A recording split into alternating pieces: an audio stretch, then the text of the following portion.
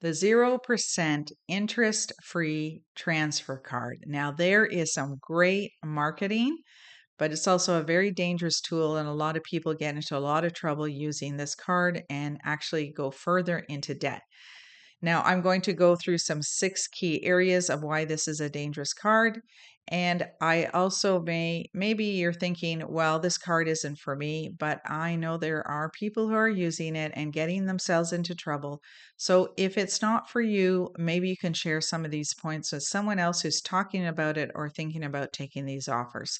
So let's start with number 1.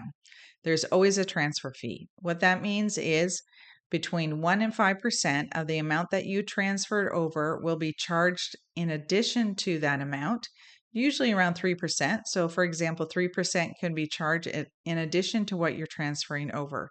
So now you're actually have a greater balance than what you transferred over. So you really have to do your numbers to make sure it makes sense. Number 2, it's a limited time offer. The offer may be as short as 3 months. It could be 6 months, 9 months, 12 months. It's not a limitless offer. And so you have to be very aware that when you make the transfer, you can pay it off in that time, because if you don't, it's just not worth it. So really pay attention to what the time is on the offer. Number 3, you make purchases with that card. And why this is dangerous is because interest is charged on those purchases at the regular rate, not the 0%, but at the regular rate. And the kicker is when you make a payment on that credit card, the credit card company decides how they'll apply it. So they'll decide how much to put against those purchases and how much to put against the 0% portion that you transferred over. So it's important that if you plan to use this card, that use it for a transfer only and put it away, get rid of the card, never, ever, ever use it for purchases. Number 4, you make a late payment. Now, why does this matter? Well, it probably says in the fine print that if you make a late payment, even if it's a day or 2 late, then the rate will go back to the regular rate and the 0% is canceled. That's right, totally canceled because you made a late payment by a day. And number 5 is cash advances. You think cash advances are also at 0%. They are not. Actually, cash advances are very expensive on a credit card because the interest starts right at the time that you make the cash advance. It doesn't have the 21 or 26 days of grace like regular purchases does. The moment you take a cash advance out, the interest starts immediately. And also, the interest can be higher than the regular interest that they have on a credit card, which is higher already to begin with, but the cash advance rate may even be higher. And number 6, which is a real kicker, is something called a deferred interest rate offer.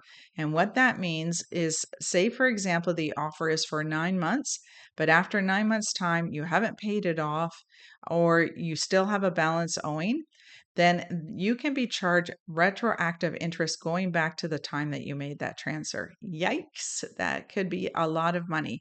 So sometimes this whole transfer over to 0% just doesn't make sense. And if it does, you really have to do your due diligence on the fine print. You have to call the credit company, ask them zillions of questions about this card before you do it. It just may make more sense to the card that you have a balance on, make a plan for how to pay it off.